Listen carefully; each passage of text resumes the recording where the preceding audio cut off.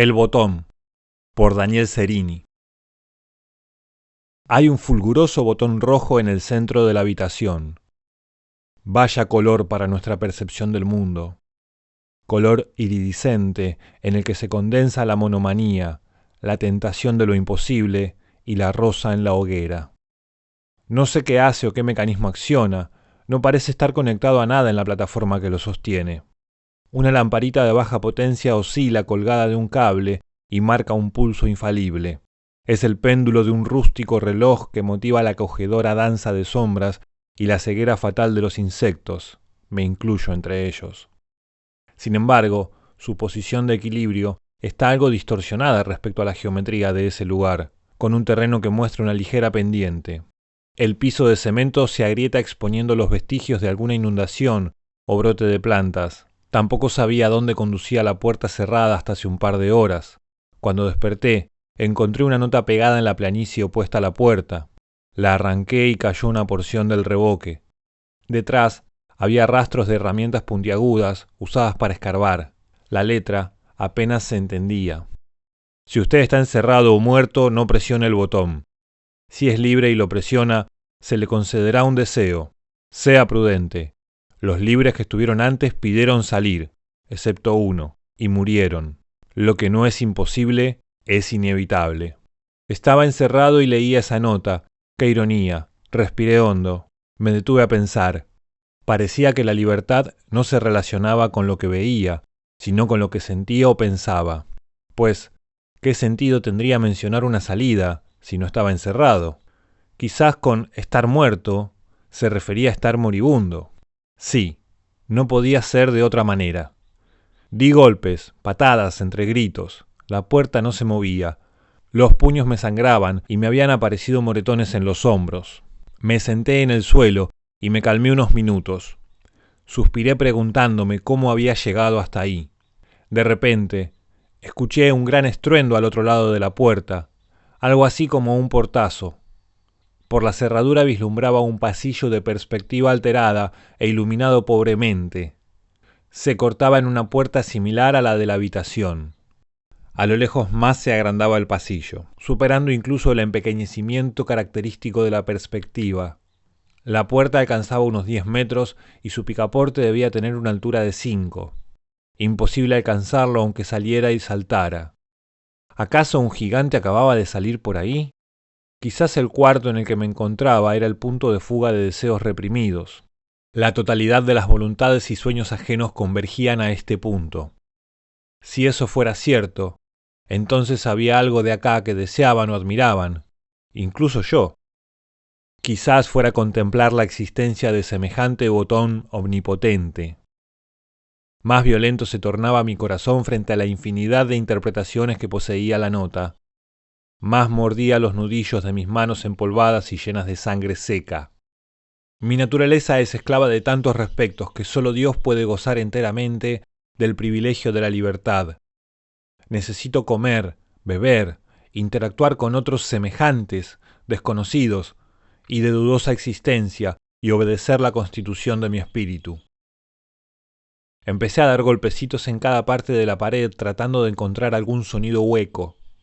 En el revoque donde había encontrado la nota, escuché un ligero eco al otro lado. Tiré algunas patadas y se quebró. Sentía una leve corriente de aire. Era muy pequeño el conducto, de unos 30 centímetros de alto y 60 de ancho.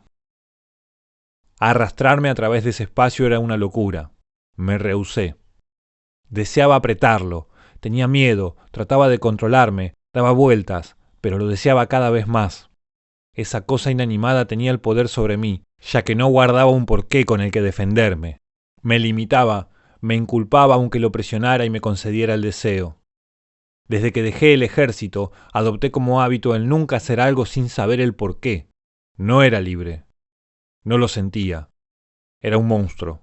Soy un monstruo. Los ahorqué. Les disparé a quemarropa. Los torturé. Los engañé. Los besé muertos. Y fui condecorado con muchísimas medallas. La ceremonia dirigida por el presidente, al término de la guerra, fue televisada. Maté a adolescentes de 17, 18 años. flaquitos, torpes, tartamudos, asustados como presas frente a un depredador, sin saber usar un arma. Maté a padres de familia y hombres que llevaban consigo promesas de regreso y anillos de compromiso. Siempre veo sus rostros antes de dormir, me suplican que los deje ir. En el fondo creo que los envidiaba. En mi país nadie me esperaba, ni un padre, ni madre, ni un hermano ni hermana, ni un amigo, ni un amor. No tenía nada que perder. Eso me hacía muy peligroso. Además, con mi pelotón habíamos saqueado varios museos. Pinturas, esculturas y manuscritos antiguos pasaron a nuestras manos. Los cadáveres se apilaban en la trinchera. Tiros, bombas, ratas, olor a podrido, gusanos comiéndose la carne muerta, muecas tan terribles de espanto y de dolor. En la guerra, como en la vida, ya no existe el honor de la antigüedad, la caballerosidad, la moral.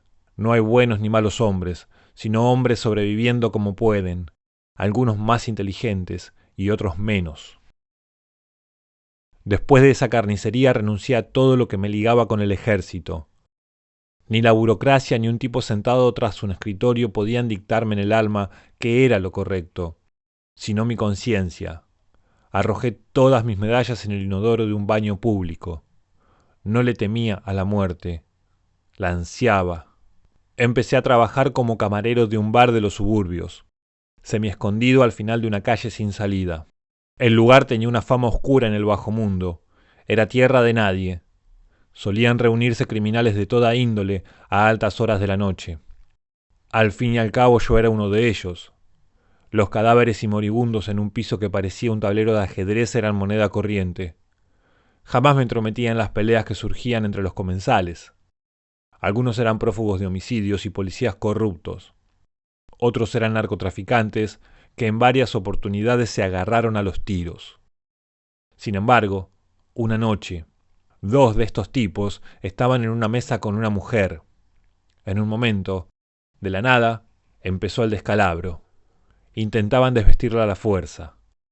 En esa lucha tiraron 2 mesas y varias sillas. La mujer gritaba desesperada pataleando para todos lados. Me quedé como espectador de la situación unos segundos. Agarré un cuchillo de la cocina y degollé a uno. Al otro lo molí a golpes.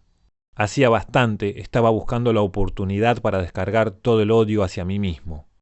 La mujer se fue llorando del bar sin mediar palabra.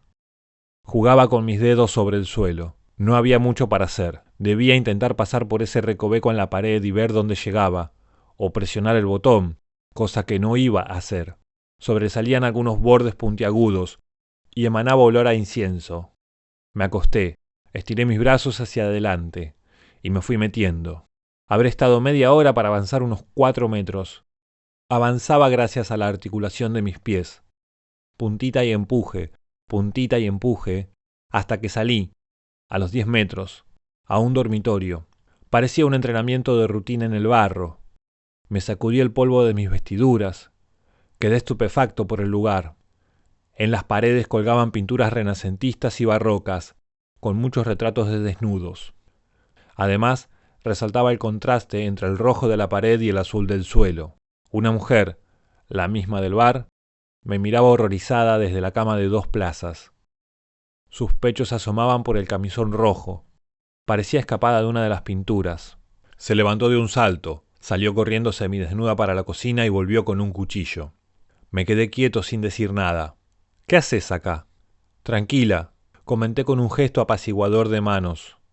Estaba encerrado en un cuarto, y este conducto miraba la pared lisa con enorme sorpresa y espanto. Me trajo hasta acá. Ya veo. ¿Y en ese cuarto se cumplían tus deseos? No respondí porque sonaba a una locura la respuesta. ¿Cuál es tu nombre? Damián. Andate de mi departamento. Con pulso tembloroso y con las 2 manos me apuntaba con el cuchillo. Salí muy calmo. Escuché el portazo a mis espaldas y seguí. Desde abajo de las puertas y desde las cerraduras de los otros departamentos emergía agua a cascadas. Dentro de ellos oía llantos. Las escaleras de salida estaban bloqueadas por un muro de ladrillos y cemento. Me planté frente a la única puerta que parecía viable, la salida de emergencia. La abrí, entró una correntada fría y se me heló la sangre. Eché 2 pasos atrás como un acto de reflejo. Era un abismo oscuro y sin fondo. No había a dónde ir. Me quedé unas horas ahí sentado. Sin alternativa y sin milagro, toqué el timbre de la mujer. Me abrió enseguida, como si hubiese estado ahí todo el tiempo, y se abalanzó sobre mí. Sin respiro, me besaba. Me sorprendí, atrapado entre la desesperación, el desconcierto y un vacío existencial, y me dejé llevar por sus toques débiles y suaves. Esas caricias por mi rostro, mi cuello, mis brazos, eran algo que no sentía hacía muchísimos años. Se sacó el camisón y seguía besándome mientras sus manos intentaban desabrochar mi cinturón. Me llevó hacia su dormitorio y, de repente, una fatiga enorme se apoderó de mi cuerpo. ¿Por qué no me tocás? ¿Por qué no me besás? ¿No me deseás? Me decía ya en la cama. Mis pensamientos volaban, se desgranaban y volvían a posarse sobre el botón y sobre los rostros de mis muertos. Me llamaba. Las pinturas de la pared ahora eran bélicas, caballos arrastrando y pisoteando combatientes, cañones, sangre en la tierra, muecas de terror y furia. Me vestí sin explicaciones. El deseo no las requiere. «Por favor, no me dejes sola», exclamó cuando abrí la puerta. Me arrojé, huyendo al vacío de la salida de emergencia. Un deseo relacionado con mi vida mataba cualquier deseo relacionado con una mujer. Si el deseo era la libertad misma, ¿qué podía esconder ese botón tan flamante? Quizás de eso se trataba ese retorcido experimento. Me desperté en la habitación del botón. No había límite entre la fantasía y la realidad. Di varias vueltas. No iba a presionarlo. Todavía me quedaba entereza. El conducto continuaba abierto. Escuchaba la música alegre de una trompeta. Volví a meterme y salí al antiguo bar en el que trabajaba. Una enorme mesa con un banquete ocupaba todo el ancho del salón. Fiambres, pescados, carnes, vinos finísimos, frutas, verduras exóticas, de todo. «Damián, llegaste justo, sentate», exclamaba mi antiguo jefe. A los viejos se les caían los dientes podridos sobre la comida. Los pedazos de las mordidas saltaban de un plato al contiguo. Algunos reposaban la cabeza sobre la mesa. Parecían muertos. Pude reconocer personas que había matado en la guerra, ex compañeros de batalla y superiores. Algunos borrachos, otros conversando en pequeños grupos, y otros sentados en la mesa. Un grupo de mariachis musicalizaba el salón. Además, pude ver entre la muchedumbre a esa mujer comiendo con modos muy elegantes. Varios se acercaban a seducirla. Debo admitir que la delicadeza de sus movimientos enmascaraba la danza de un cisne. Tenía una mirada apagada, sus párpados pesaban en la tristeza. Me senté a su lado. Al ver mi plato vacío, me compartió un pedazo de carne.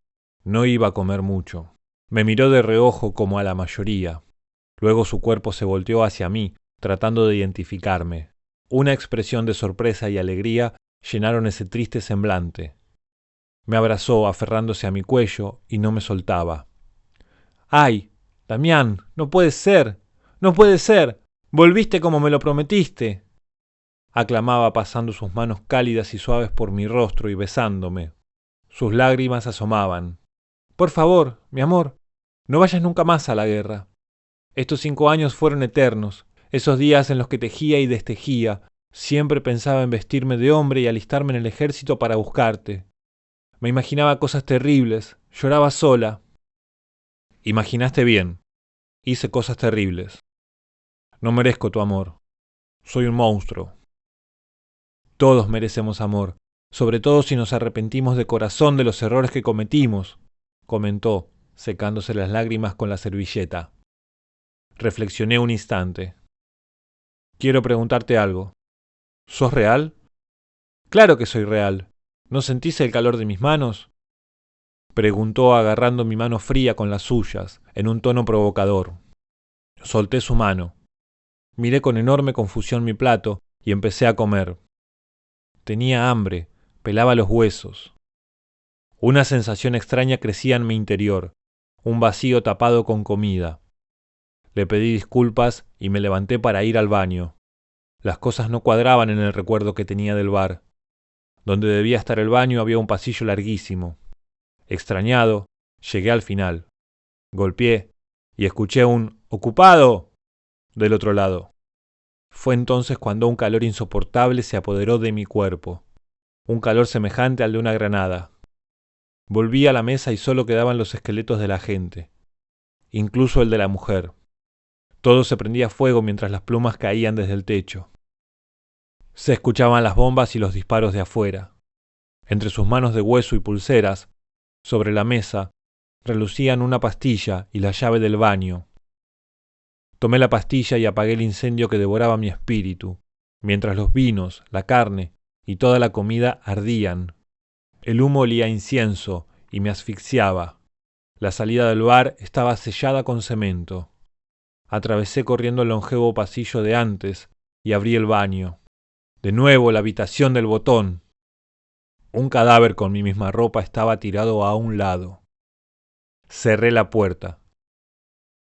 Y he aquí, dando vueltas sin parar como un fantasma desde hace un par de horas, con una sonrisa burlona, provocadora.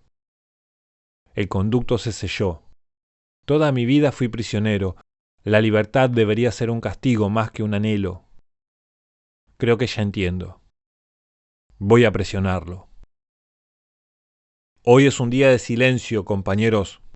Esta mañana ha muerto nuestro héroe de batalla en una carpa médica del bosque de Santa Lucía. Una vida al servicio y al honor de su país. Fue de los soldados que más resistió y luchó entre la vida y la muerte, luego de un tiro enemigo en la cabeza. La victoria de esta batalla se la debemos a él y a su pelotón. Por siempre, Damián Lipati, en el corazón de la patria.